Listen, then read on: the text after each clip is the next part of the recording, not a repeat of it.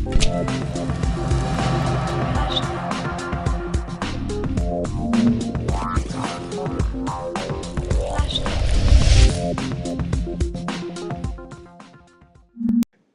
right, so tell everybody out there that's watching this right now who you are and what you do, man. Man, this is Polo the Fur King. I'm a custom made designer. I also, got the remix line. Some people call it the remix line. I call it the input line. I like to put my input into other people's fashion, make it hotter than the original garment. I've been doing this game for 10 plus years. And yeah, I do all kind of leathers, furs. I do detachable furs on boots and all type of jeans and button ups and ties. I mean, I just do it all, man. Where are you from? Where you, I am originally from Teaneck, New Jersey, Bergen County, Teaneck, New Jersey. is that where you are blowing up at? Is that like where you're claiming right now, or like? That's why I was born and raised at. Uh-huh. But Boston is like one of my strong states when it comes to making things happen. When did you get into this, man? Like this garment business?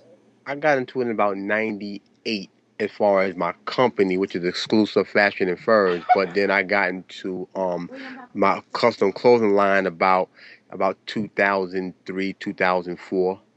How did you get into this game? Um, really, the fans, man, the fans really got me into this, man. They really was like, yo, they got all this tight clothing out. They got Louis, Gucci, but none of this stuff fit us big guys. And me being 6'1", 215 pounds, I mean, I can barely get into it. So anybody with a belly or even heavier than me, it was like a wrap. So they were like, yo, if you're gonna get into this clothing thing, make something for everybody. I mean, everybody from a little infant all the way to a grown man to a wide man to whatever. And that's exactly what I did. So I thank the streets for this. What? Who have you worked with? Have you worked with any? I know you've been in a bunch of like magazines. I know that I've if you go on YouTube and put in the Fur King and then bam, you'll pop up. You're sort of all over the place on there. Have you worked with anybody big? Um, yeah, I had did something with did something with Ice T. Did something with his wife Coco. Um, just to That's mention a big, few. man. That's big. Yeah, yeah, You got yeah. to work with me, and then we'll say you worked with someone real big. Now I'm a fat dude, so if I can, you might have to make me something, man. What's up with the glasses? Everybody's gonna ask this right now. Are those so you can see, or is that just looking good? Yeah, yeah, this is just looking good. This is actually I'm the face of this company. The name of this company is called You Rock, and he's a celebrity designer, and he's worked with big. He had a lot of big people wearing his glasses from all the way from Puff Daddy to Amber Rose to um, Ryan Leslie, people like that wearing his glasses, man. And he got in contact. I had got in contact with him. I interviewed him on my radio show. He felt that because he had a pair of glasses that was like 44 made in the world, and he had the 44th pair, and he didn't know who he was gonna give it to, and he just felt I was the man for it, and he gave me the pair of glasses, which was an honor. I rocked them, wore 'em, and I became the face of the glasses called You Rock. But this is the second pair he just sent me. This is the second pair. I got the first pair right here. I won't show you all in a minute though, but Yeah, man's doing his thing. You rock. those are fresh, man. Those are fresh. Thank you. And you can find all that online, right? Yes, sir. Yeah, yeah. What? You can go to iyourrock .com and catch up with his whole new line right there. Nice. You said you have a radio show. Yes, I do. You're the host of the radio show. Yeah, I'm the owner and the host of my own show. What's the name of your radio show, and where can they find you? Oh yeah, you can go to www.gemgin.com and you can find me right there. And my partner put me on Lucy Diamond. She put me on because she's the like me and her like 50-50 because she's like part of Choice Treasures, Gem, and I'm Team Dessalina's production. Excuse me. Um, do you have a website, man? Like of your own? Like I'm designing the website right now. I'm taking a little time to design the website because I have to design it like I design my clothes. It has to come out correctly, or I can't just put it out there. But if people want to find out where my clothes is at, I still use MySpace as my catalog. I just tell people to go there so they can just see everything that I've done until I get the actual website up. I have looked at your MySpace page already, and there's some stuff on there that's pretty nice, man. I like shoes a lot, and you had a couple pairs of shoes on there that are nice. Um, so obviously you make shoes too, or you design shoes. Yeah. Somebody bring me the shoes and they want a design on it or a character on the shoe or whatever, some type of fancy paint or whatever, or some fur on it. I can make it happen. How many people are coming to you with fur? Look, before you answer that question, do you catch heat from people about fur? I'll be honest with you. In the 10+ years I've been in business, I might have caught heat twice. So I really think that's a blessing because nobody comes at me, and I mean I've been all over the world wearing my fur coats, right? I mean, and they just don't say nothing to me. I have Yeah. never had no paint or anything thrown on my coat. Maybe it's my size, maybe it's my look. I don't know what it is, but I've never been bothered, man, and I really thank God for that. So I ain't looking for no trouble, but I never been bothered at the Yeah, same there's a time. lot of people out there looking to throw paint on motherfuckers wearing fur, yeah? Oh yeah, I can. Oh yeah. I seen a few get attacked. I seen a few Oh, get shit. attacked. Yeah, Yeah, I've seen it too, man. It's pretty hardcore. So, you've been all over the world with your furs. I've been around. Yes. Where's like the most exotic places you've gone? Whew. Uh, wow. I was out there. I was out in Guam one time. Nice. Out there with my mother out there in Guam near Japan. Out that time, one time out there where, and then I've been to Canada and stuff like that. So I've been a Did, few places with did it. you pip a fur in Guam? It's hot in the Guam, right? Right. Yeah. But I was yeah. But it is. But I had to go. I had to get it from her. She had it out there. I see. I had to get it from there. So you know what I'm saying? Okay, so who's out there buying furs right now? Like, is there a lot of people out there getting furs? I mean, here in Hawaii, you don't see it because it's hot. Yes. It's hot here, but I think people would pimp that shit if it was, if it wasn't like a full on coat. Like I seen some of your little snap on things or your attachment deals. I think those things would blow up, like would blow up here. So who's buying furs? Is this winter stuff or is this just shit straight fashion? No, it's straight fashion now. See, before you used to buy fur because it was cold. Now people are buying it because they need it for fashion shows, they need it for video shoots. See, you can wear fur for a video shoot because it's just a video. So it's no big deal. Or of course, if you're doing a runway or you're doing a fashion show, people need all this stuff. So really, furs now became all year around. Now, before it used to be just straight wintertime. But now it's all year round as far as what you're using it for. Not you can't wear no fur in the summertime, you'll get laughed out of town, man. So you still gotta wear it for when it's cold, but it is being used for different things for all parts and time of the season these day and age. What kind of furs do you work with? I work with everything. I work with everything. I really don't mess with rabbit too much because that's not really a big seller. Everybody wants either a mink, chinchilla. Me personally, I work with a lot of minks, chinchilla, and foxes. But the most expensive coat in the world is a Russian sable or the Russian lynx. Very expensive. Wow. So that's those are like the big ballers are asking for those. Yeah, that's like yeah. That coat right there is 150,000. Oh, so okay. So just right off the bat, you're living large right now, then, man. If you're pushing out coats like that. We just gonna say I do well. Yeah. Okay. I like that. Me too, man. I do well. That's what I tell the man. I do well. Um. Excuse me. What kinds of furs are people? I know you do like those like attachments. I heard you talking about like I looked at YouTube and watched some of your interviews that you've done on some radio stations, and you talked about like coats with the fur attachments, and I think I seen on, is it on your MySpace or maybe you were talking about it, some boots with like fur attachments. Is that what people are going for, or? Yeah, well, my thing is I have to come up with something exclusive like my company, and since I'm a custom designer, I have to come and do the impossible. I got to come and do things that even the big rappers haven't done. Something that Puffy hasn't done. Something that you haven't seen Jay-Z in. See, people look up to that, and I respect them dudes because I like them. I like where they came from and where they went. But at the same time, I have to come with something where people look at me and say, "Wow." I've never seen that in my entire life. Who did that, or how did that happen? And I'm the one that will bring it to life. So yeah, I'm the one that came up with the detachable. I was the first person in the world to come up with the detachable UGG boots. I was the first person in the world to come with the spike Converse, and I was the first person in the world to come with the mink on the swoosh of the Nike sneaker. So these are things that I done, invented, created, and I'm the only one in the world with it. That's cool, man. um, you do shoes. Are you affiliated with any shoe company? Yes, I am affiliated with a company out of Memphis, Tennessee called Game Time Athletic.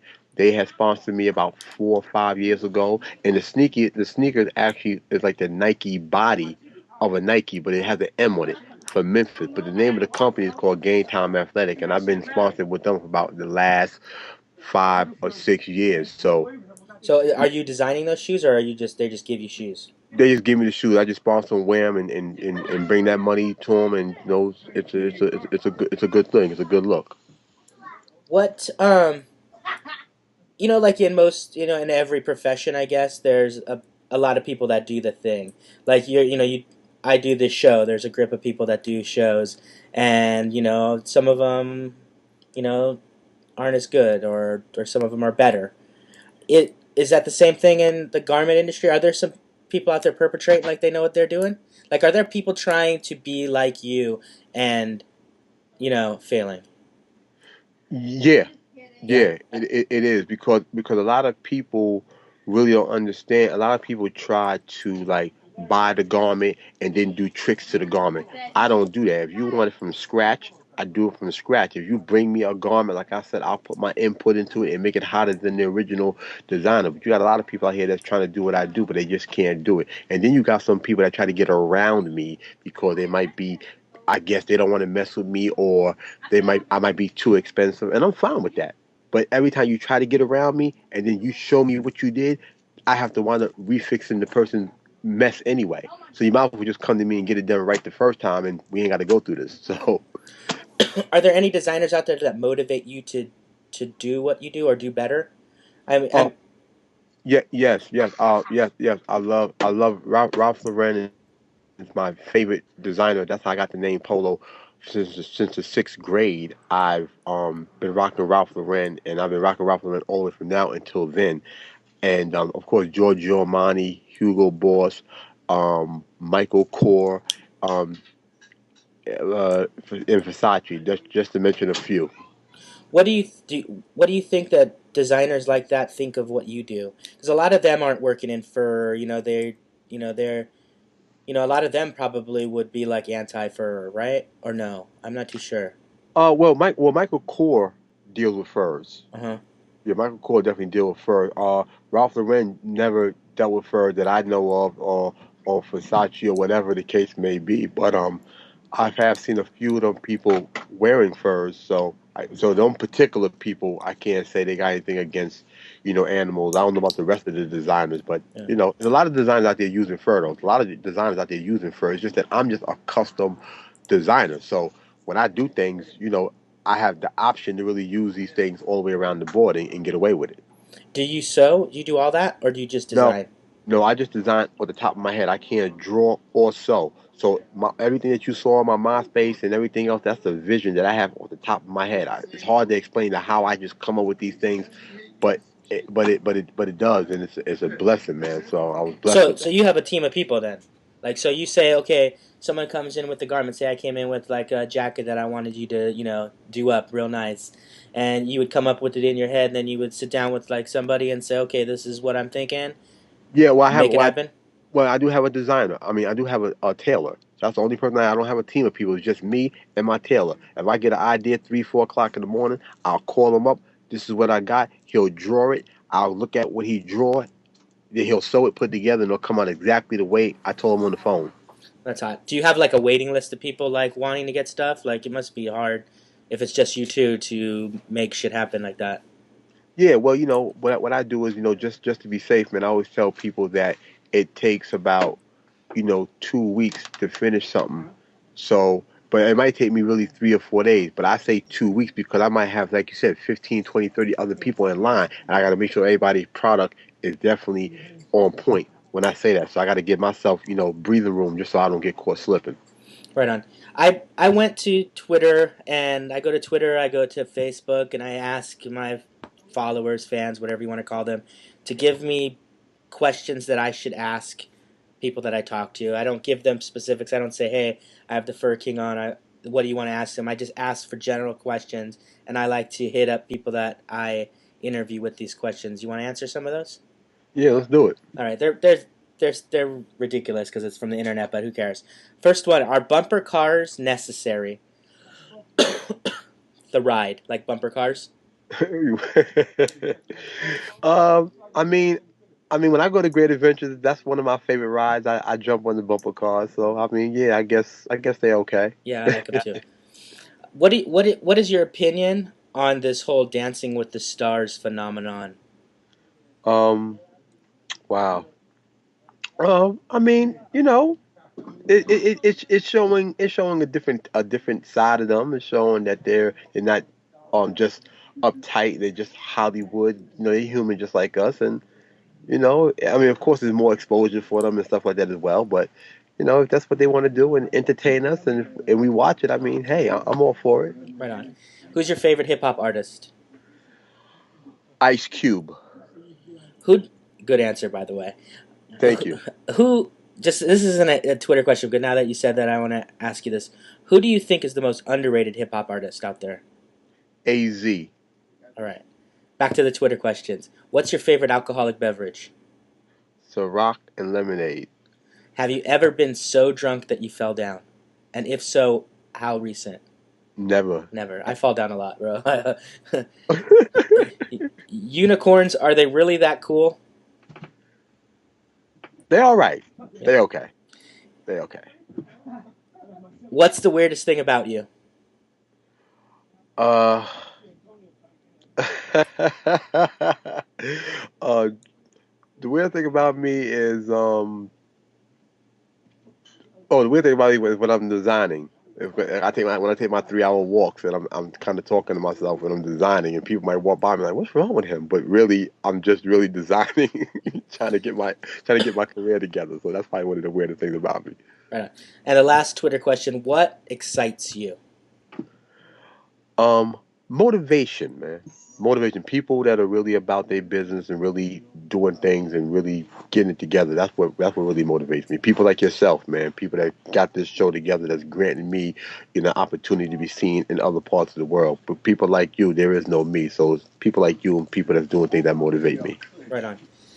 We do this part of the segment of the show called 20 Words. I ask everybody that I talk to these, I give them 20 words. They give me the first word that comes to mind. I ask them the same, I tell everybody the same word, and at the end of the year, I do this big mashup where I add everybody in to make this collage of them. You want to participate in this? Yeah, go ahead, shoot for it, man. See how I do. All right, so it's 20 words. I'll give you one word, and then you give me the first word that comes to mind, and we'll go through all 20. Ready? Let's see how it works out. All right, so the first word is beats. Billy Blast. The second word is slippers. Polo. The next word is toes. Wow, toes. Nail salon. The next word is beer. Corona. The next word is maze. Maze. Trying to figure it out. The next word is inconsiderate. Ooh, I know a lot of people that inconsiderate. Yeah. Wow. We'll just say a lot of people I know. Okay. Next word is dull. Dull. A diamond ring. Nice.